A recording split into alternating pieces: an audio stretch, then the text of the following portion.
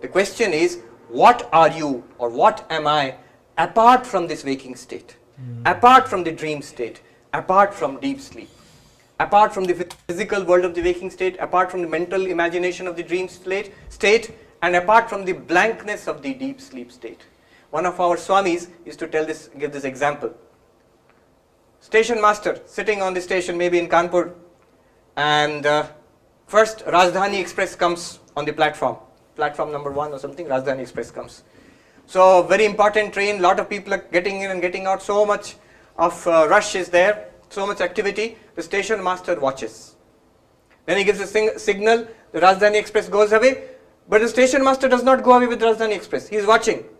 Then another train comes, maybe a goods train, no activity, smoky, not many people, very few people, 1 or 2 people may be there. It comes and stops for some time, station master is watching. He gives the signal, the goods train goes away. But the station master has not gone with the goods train. He is on the platform watching. Oh. Next what happens? No train is there. It's a blank platform. The blankness is there. The station master is watching the blankness. Now this is exactly what is happening. You, the pure consciousness, you watch the arrival of the waking state, just like Rajdhani Express. So many hopes and aspirations and success and failure and problems, all of it comes with the body and with the world, and you are watching. Only thing is, you get identified with the mind in the waking state and say, I am Mr. So-and-so and this is my reality. These are my problems, these are my hopes, success and failure, these are my goals. After some time that disappears. You, like the station master, this one, you are watching. Dream world comes with a dream body, with dream, nice dreams and nightmares and all and so forth. You become identified with the dream body and dream mind, and you go through these dream experiences. Then that also goes away. Blank platform. You are the consciousness watching the blank platform. And again the waking state comes, Rajdhani Express comes again. But you are apart from all of them. Not only you are apart from all of them, you are untouched by all of them. You are untouched by all of them. The sufferings and enjoyments of the waking state, of the dream state, and the blankness of the sleep state, none of them touch the pure consciousness which is apart from all of them. But it sustains all of them. In its light, the entire game is illumined. This whole thing is illumined in its light. Now we'll quickly go through the verse and try to understand what they're trying to say. Wow. That was brilliant. What a neat way of describing it. Yeah. Real neat. Let me read out the verse once for you. Then I'll break it up and explain it. Now you'll see it will all become perfectly clear. The verse goes like this. The mantra goes like this. Nantaf pragyam na bahish pragyam na ubhayataf pragyam na pragyana ghanam na pragyam na pragyam adrishyam avyavaharyam agrahyam alakshanam achintyam havyapadeshyam ekatma pratyasaram prapanchopashamam shantam shivam advaitam chaturtham manyante sa atma savijneyah. What does it mean? Let me take you through this. There are 3 parts here. The first 2 parts, first part, it denies that you are the waker. He says that you are not this waking person you imagine yourself to be now. You are not the dreamer. You are not the sleeper also. That's the first part. The second part of it will deny you are not this turiam, the reality, real you. You are apart from this waking world. You are not this physical body of the world or anything to do with this world. You are apart from the dream world. And you are apart from the blankness of the sleep world. The third part will tell you that you are in and through, just like gold is through all this. The third part will tell you, you are the consciousness which is watching all this panorama, this game of the Jagrat, Swapna and Sushupti. Okay, let me read it out. First, Nanta Pragyam. Now you can easily understand. Anta Pragyam literally means the inward directed consciousness. It means the dreamer. He says, you are not the dreamer. Na Anta Pragyam. You are Turiyam, na Anta Pragyam. The fourth one is not the dreamer. Na Bahish Pragyam. You are not the waker. You the Turiyam. You are, your real nature is not the waker, which you imagine. Now all of us, this is our reality. We think, I am Swami Sarvapriyananda standing here in this lecture hall number 3 in IITK. This is my reality. He says, no. You are the consciousness illumining this temporary appearance. in your consciousness. Okay. You are not the waker. Na bahishpragyam. Anything in between, waking and dream sort of. Na ubhayata pragyam. You are not something in between also. In between consciousness. I think many students are familiar with this in between consciousness. After a lot of maybe a long lecture, we tend to go into an in between consciousness between waking and dream. So I've seen many times the notes that you take in that in between consciousness are very interesting. Something the teacher is something that's coming from your subconscious mind, something the teacher is thinking, and a mixture of that will come in your copy. Okay, so you are not in between also, nothing in between. I think that's also important to note. Not that I thought of that, but the just in general, the in between state, something that I've never thought of before. There's a very clear difference between like when you're waking, when you're dreaming, and there's that weird in between where it's like thoughts are flying. At least I've experienced it. It's like thoughts and images are flying into my head from somewhere, and it's sometimes I'll like zap back into waking, and I'll think of all the things that just played, and the whole ride. There's no way that was coming from my thoughts, or just like I just don't know how any of that was conjured. It's as if it was so different. Yeah, and the pace of it was just like seems so. It can be literally like a minute. Yeah, that stuff is called sleep hypnagogia. Is like the psychological term for it. Like all of the different senses you get as you're falling asleep and as you're waking up. It's fascinating. But then, is there an in-between state between dreaming and deep sleep? That'd be crazy if you know. could like notice yourself like fade. Yeah. I mean, you'd think someone like Ramana would have to understand that transition. So it's possible. Likely. Shouldn't just believe him though. Don't do it. Don't do it. Pragyana Ghanam. Who is the Pragyanam Ghanam? The deep sleep. You are not this one also. You the Turyam, Pragyana Ghanam. Na Pragyana Ghanam. Turyam, na Pragyana Ghanam. And na Pragyam. Here the word Pragyam is interpreted as, are you some kind of God, omniscient God, Ishvara, Bhagavan? Na Pragyam. You are not that also. So this is the meaning of Pragyam. Na apragyam, the last word. Na apragyam, sandhi has been done, na pragyam. What does that mean? In that case, is my reality that I am not sentient? I am some jada vastu like a duster or a chalk? He says, no, not that also. So, na apragyam. You are not unconscious. You are not all-knowing God. You are not the waking person. You are not the dreaming person. You are not the sleeping person. Number one, Turiya is none of these. Number two, the second part starts. Adrishyam. What is Turiyam?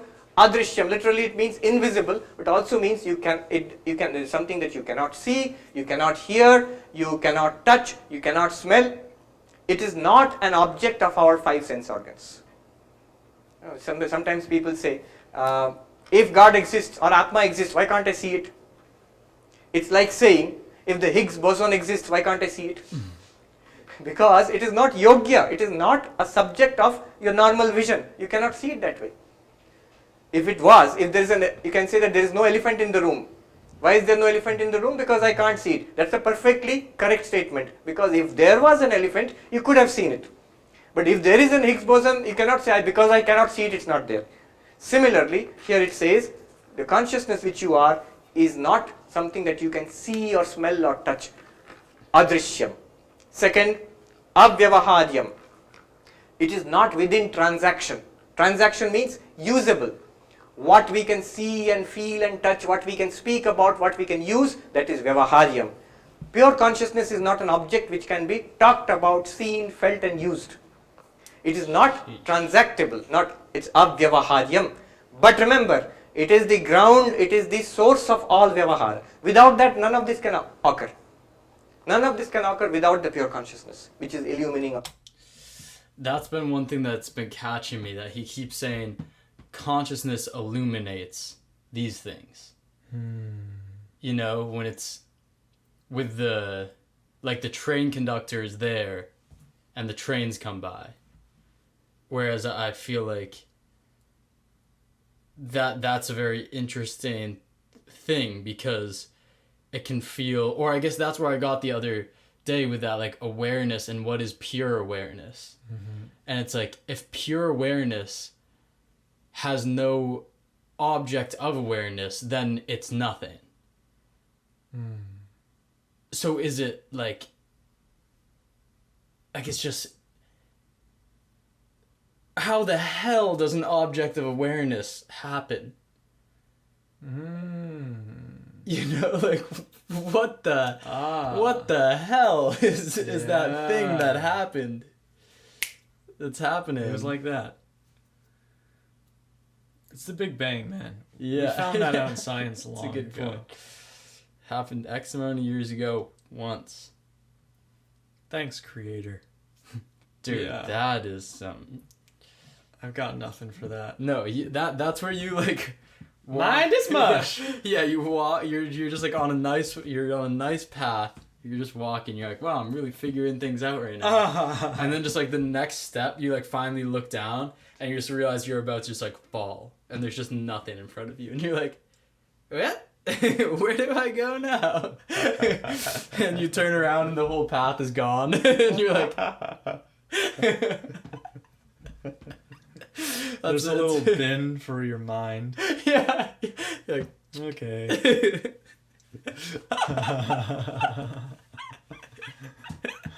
That's good. Always. But it is itself avyavaharyam. Agrahyam. It cannot be grasped. Which means it is not a vishaya of the pancha karmendriyas. You cannot hold it with your hands. You cannot walk to it in pilgrimage. You're going to Badrinath or Kedarnath, I'm going to Turiyam. You cannot walk to the Turiyam. And so agrahyam. Alakshanam, this is a technical term. It means it cannot be inferred. Lakshana here means the sign by which you infer something. The road is wet. So what do you infer? There was rain earlier. So is there some such sign? In Sanskrit, the classic example is Parvato Vanniman Dhumat. There is fire on the hill because I can see smoke. There is a relation between smoke and fire. So if I see the smoke, I can infer there is fire. A lot of science is done like that. Through some science, and you infer a chain. But here, this cannot be inferred because there is no sign by which you can infer it. Then, achintyam, you cannot think about it. Have you thought about it? Then it is not Turiya. You cannot think about it. But remember, the opposite also holds. Whatever you think about is illumined by this Turiya.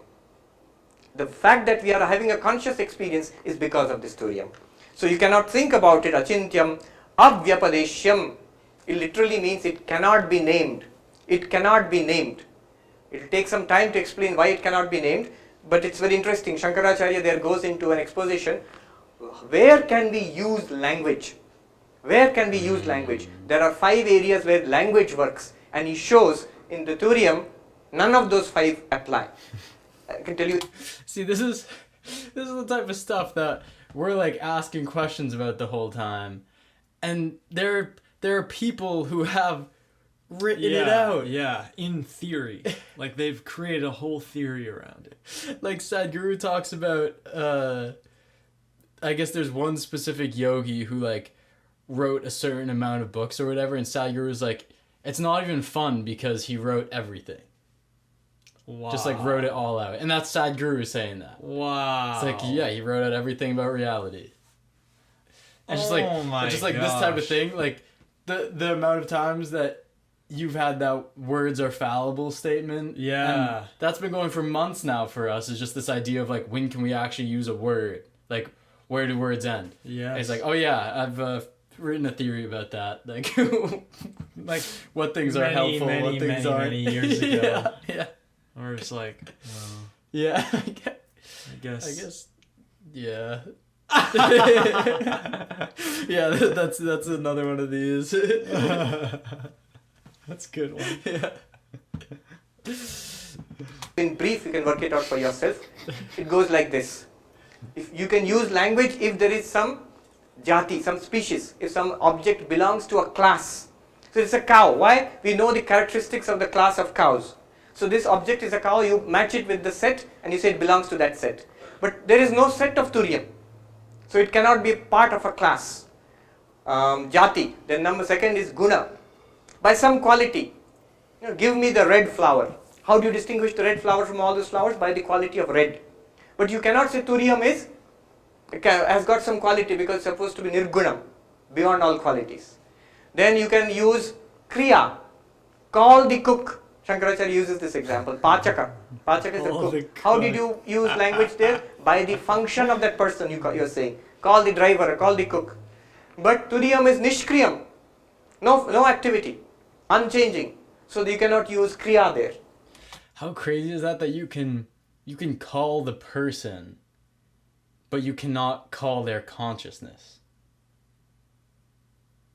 What?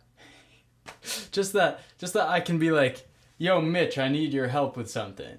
And then and then your consciousness is just like along for the ride. Yeah. It's like we're playing on this field, but there's another field that's actually the thing. Oh my god. That's playing. That's where I love I think it's like Alan Watts talks about how all of this is just like it's just a mischief maker. Yeah. It just made all of this, and it's just like just because it's humorous. Yeah. There's just like can't be another reason why. Yeah, like the fact that a cook exists. Call the cook. It's like what the we are so many layers of reality up on that. Yes. Bunch of layers to strip back. Yeah. Jati, Guna, Kriya, Sambandha, relation. So call the teacher. Who is the teacher? Who is the relation of teacher and student? Because of the teacher and student, there is a relationship between these two persons, father and son or whatever. But Turiya, there is no relationship because it is one unchanging reality. There is no second apart from it. All these appear in its consciousness, but they have no reality apart from it. Just as bangle, necklace and ring have no reality apart from gold. If you remove the gold, the bangle disappears. My God. If you remove the water, the wave disappears. If you remove the wood from this, the table disappears. Similarly, Turiya is the only reality which is appearing in all these ways. So that it's crazy. Another thing that Sadhguru says is he goes, fire doesn't exist because the sun. Sun exists because of fire. What? That's incredible.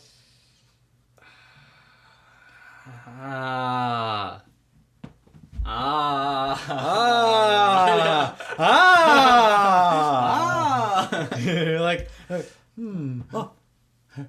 I get it. It all makes sense now. It's been the key for me today. Yeah. It's like, don't cling too tightly to anything you're thinking or any of the words being spoken, and you'll get it. Come on!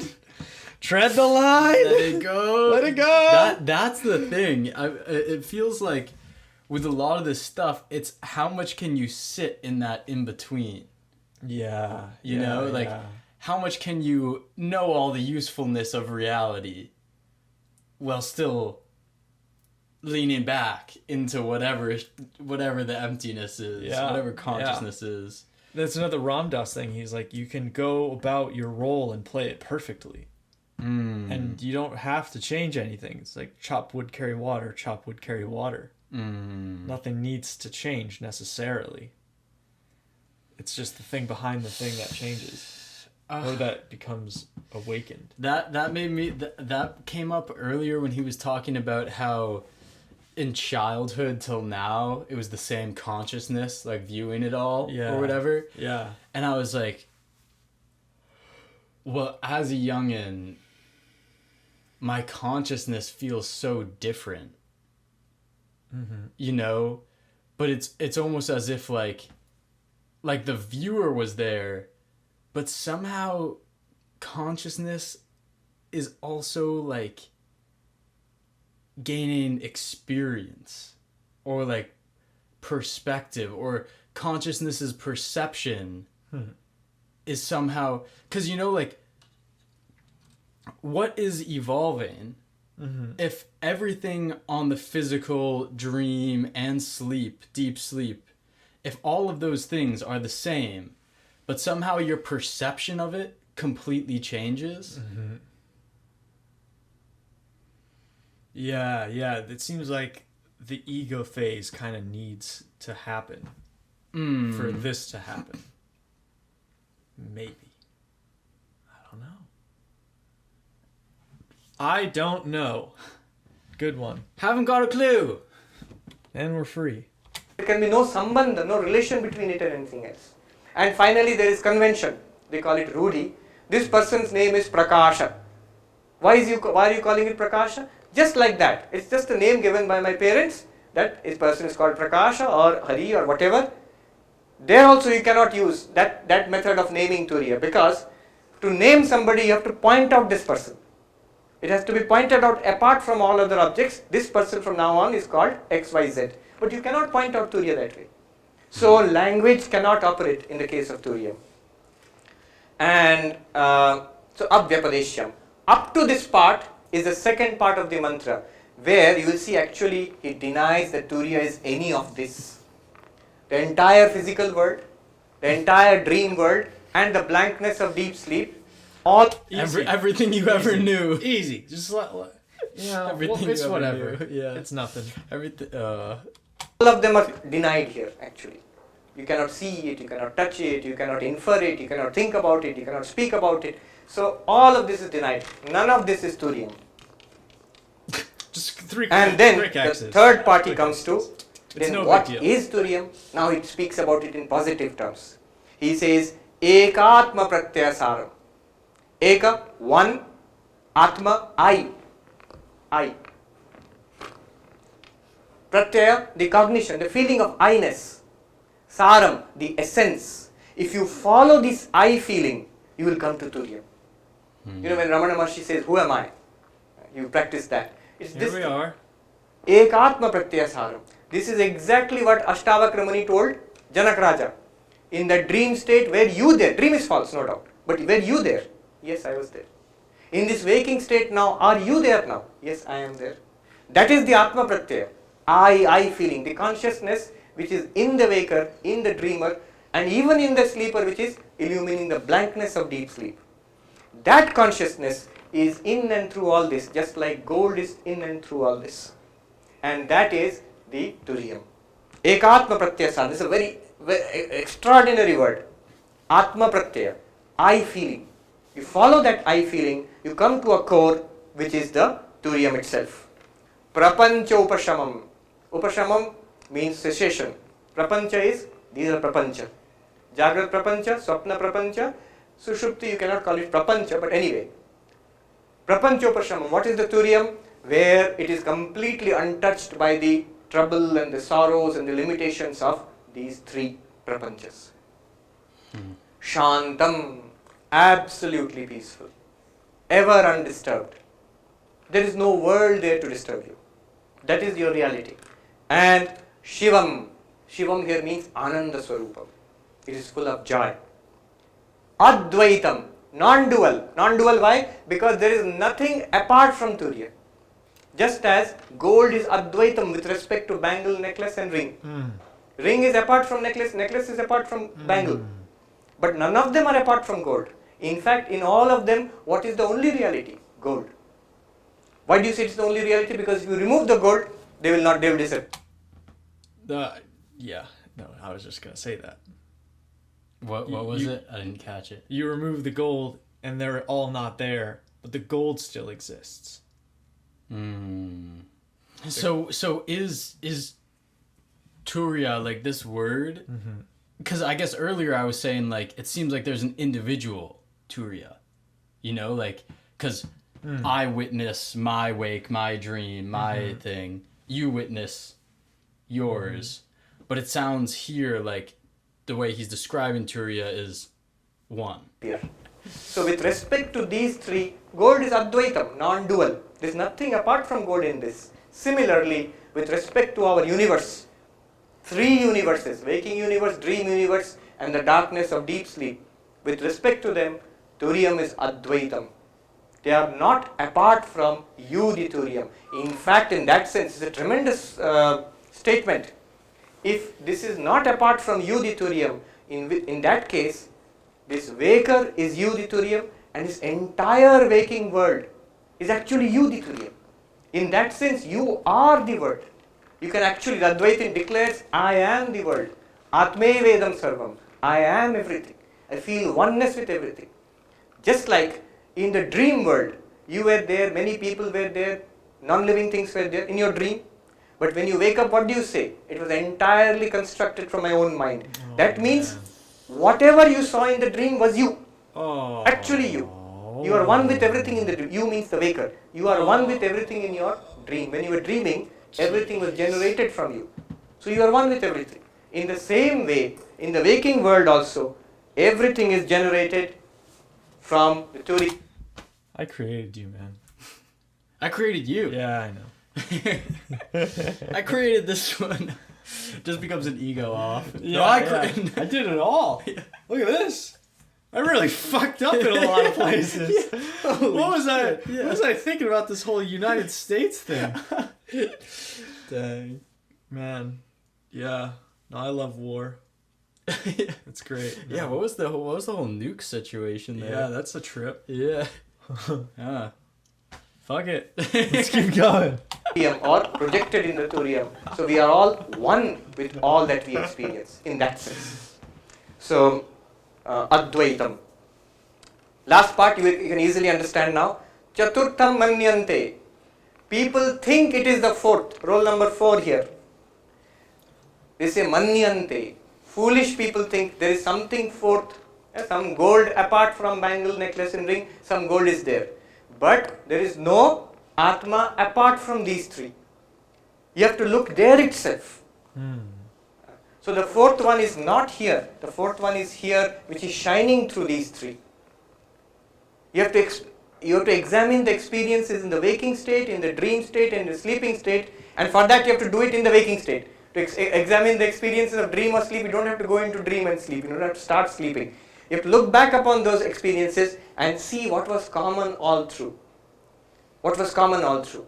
It is not a fourth apart from all. What a fun adventure. Fun. Adventure. Let's do this. Oh my god. That's why it says Chaturtham Manyante. Chaturtham literally means Turiya. People think it is a fourth reality, but actually it is the only reality because 1, 2, 3 are actually false. These three are not real. Their appearances, their reality is fourth. There are not 4 things here. There are not 4 things here. There is only one thing, which is gold. It appears as bangle sometimes as necklace, sometimes as ring. The reality is gold. Similarly, the reality is the consciousness which we are calling the fourth Turiyam. It appears as the waker now. It appears as the dreamer. It appears as the deep sleeper. Chaturtham Manyante. Who is this Turiya? We are coming to the end. Sa Atma. Sa Atma means that is what you are. Atma means I. Atma literally means I. Atma does not mean a ghost or something, Paramatma, nothing like that. Atma means I. Sa Atma. That fourth one is the answer to this question, which we started with. Who am I? Who am I? This fourth one. Turiyam. Sa Atma. Now what do you do after all this? Sa Vijñeyaha. That has to be realized. Not only listening about it in a class or reading about it in a book, but making it a living reality. One interesting thing, Swami Vivekananda. I love that word of a living reality. I feel like that's all of these teachings, Yes. Cool. You can logically say all this stuff.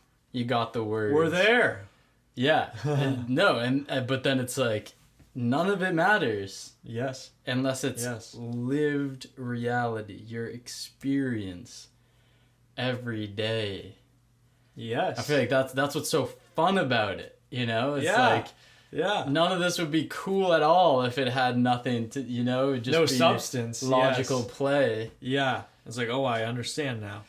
But it's like the experience is like this when you open to it, it's like this unfolding joy that just like keeps unfolding, and it's like joy isn't even the right word, and it's like it's like real amazing. Joy, not not pleasure, you know. Oh yeah, very nice. Real joy, true joy. It's deeper than the word. Oh boy, Yeah. real joy. Yes.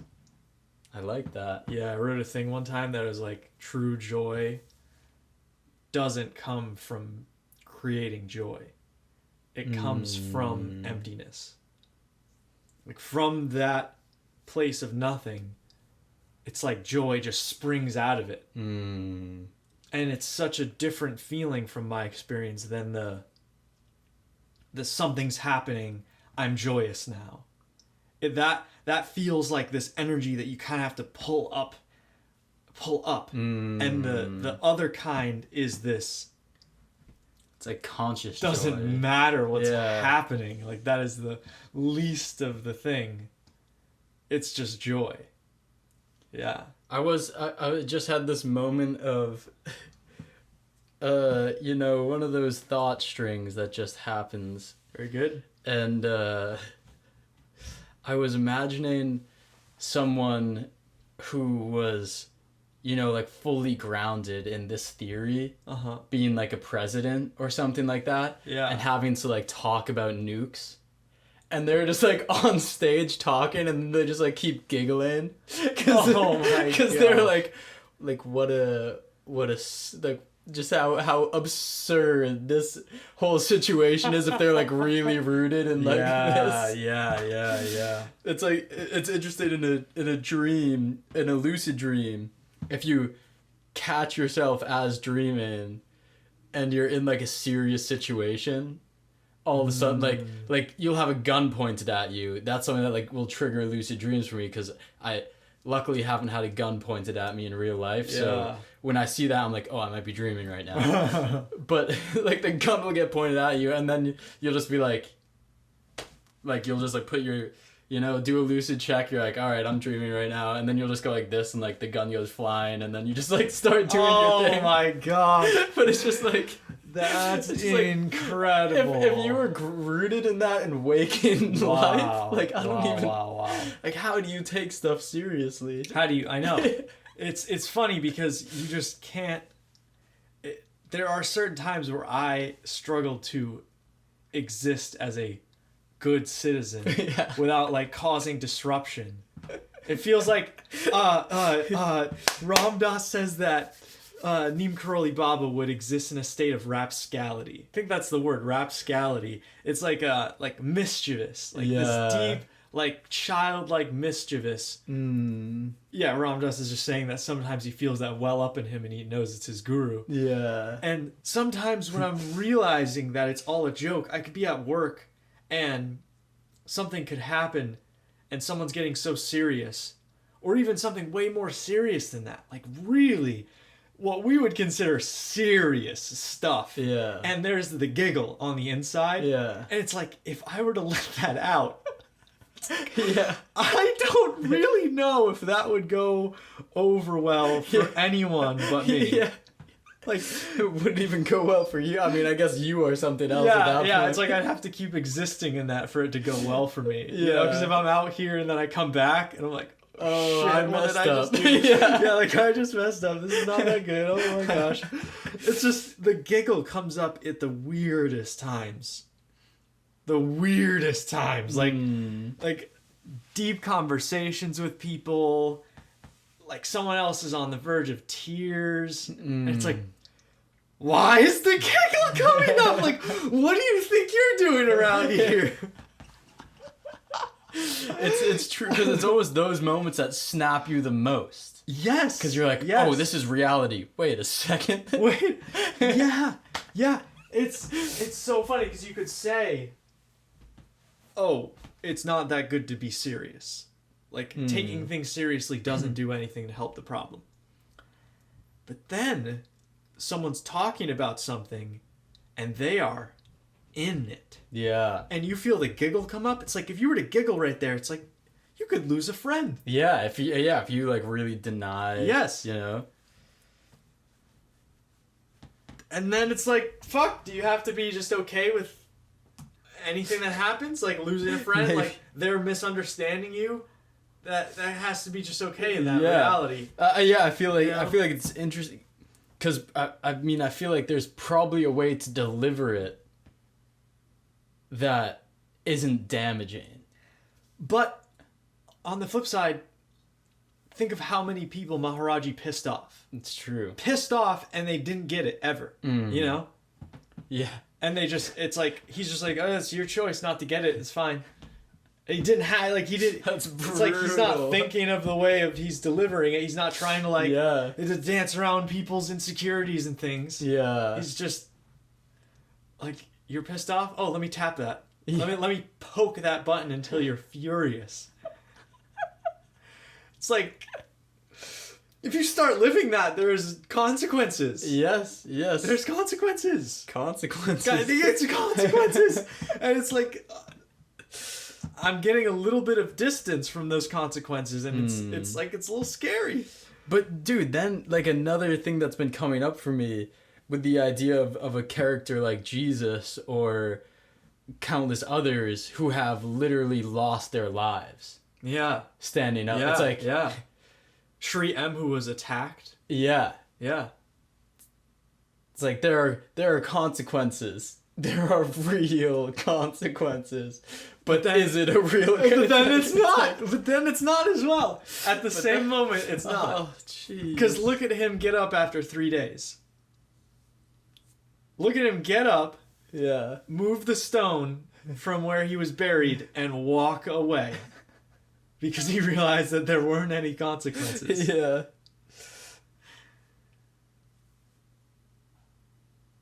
Oh. It's yeah. I mean, if you're just, because see, all this also brings you along with this conversation of what the hell happens when those worlds come to an end. You know, like I've died in plenty of dreams, Yeah. but then you're awake. You're awake, Oh, yeah. and then it. I don't know. I don't know. But it's just like yeah. some spook. Must be a certain state, though, where you just... It's not even, like, the fear of, like, what if on the other side, because there's yogis that just... Oh, I'm just gonna leave my body. But you know what the thing is? Where I'm going now is the Ramana Maharshi, where could I go? It's like he's dying. Everyone's like, don't leave us. And he says, where do I go? Where, because that's also what Swami's saying right here, is he's saying, Turiya? Yeah. Turiya, it's these three things and it doesn't exist apart from them. And that's the thing that's weirding me out about, like, what is pure awareness if there's Yeah. no object of awareness? Yeah. Because, like, the gold is inside of all those things. Ay. Yeah, I mean, it would, like, you look at nature and you see that it is the ultimate recycler, Yeah. you know? So, one concept I've had about consciousness is I like this one. is like, what if it's just pure recycling at the same level? So it's like, yeah, you can't go anywhere. Literally, this consciousness is going to get recycled into whatever's next. This awareness. But it's like... I mean, yeah, you also see beings, at least they say, leave, come back. Leave, come back, Sadhguru. He's like talked about his past lives. Not just him, it's like many other people as well who just don't, like, they have no reason to line up with each other's stories. Yeah. You know, as far as I know.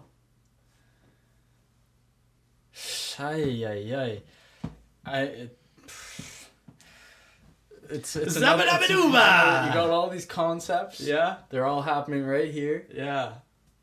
And you just Woo! splat. Look at that. There it goes. There it goes. I'm free now. Vivekananda says, I will end with this. Swami Vivekananda says, he who runs away from the world to meditate and die in a Himalayan cave searching for God, he has missed the way.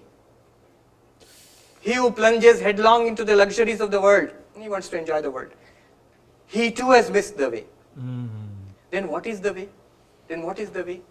The way is to deify the world, to spiritualize your everyday life. That's what Swami Vivekananda says. Now with this background, you can actually understand what he means. Oh. It is the pure consciousness which you are appearing as the waker now. But it is the same thing which in all beings. And it's the same thing which appears as the non-living world. Oh. And therefore, it is the same spiritual reality which I am, which you all are, which all this is. In that sense, we are one with the world. That is spiritualization of the world. When Upanishad says, Ishavasyam idam sarvam, you see God in all beings. This is how you see. This is the most profound and very sophisticated way of looking at it. I need to run that back. I liked where good. that was, Yes, but yes. But it is the same thing which in all beings. And it's the same thing which appears as the non-living world. And therefore, it is the same spiritual reality which I am, which you all are, which all this is. In that sense, we are one with the world. That is spiritualization of the world. When Upanishad says, Ishavasyam idam sarvam, you see God in all beings. This is how you see. This is the most profound and very sophisticated way of looking at it, which you find in the Mandukya Upanishad. And therefore, if anybody, Swami Vivekananda says, if you leave all this and search for Turiya elsewhere, it is like throwing away the bangle, necklace and ring and searching for gold. You miss the way. If you grasp hold of this waking world, this alone is real and I am this one, then you are in trouble. Because this one will slowly become old and sick and die. This waking world is continuously changing. Do you see that a picture of Swami Vivekananda is on the left? That's interesting. I love. I was noticing that in the Ram Dass documentary, and you notice it in like Papa G. So many of them just have like a picture of their guru anytime they're at like a speaking event or whatever. Yes. Just like a constant reminder. And just like keeps you humble, I imagine. Just like, this isn't me, this is point. And then that person would be like, yeah, it's also not me, point. Whoa. That's making me think that I gotta get something like that, like my own way of a constant reminder. Nice. Because I feel like one of the things that struck me the other day, was that often when I experience one of those gifts that we were talking about early in this episode, like something that happens that like shows you a new way of seeing the world, whatever it is. It's very easy, or I will often be like, I have a key, I gotta go fix the world, like I gotta do this. And it becomes a savior mentality. Like I am here to save. Yes. And it struck me of, and the other day I had something like that happen, tried to record a video about that type of thing, like kept trying to put it into different words, literally for an hour. Wow. Failed. And then I was like so frustrated, so pissed off, and then I was like, that's the damn teaching right now. Nice. You cannot pretend to be, or this is what it came to, was like, are you acting as the savior or the saved? Are you the guru, or are you pointing to your guru? Wow. Yes. And it's like, if you're constantly pointing to your guru, you are not going to say the things that are boosting, this small I. If you're grounded in that. That's beautiful. But alas, I am not grounded in that as much as I would like to be.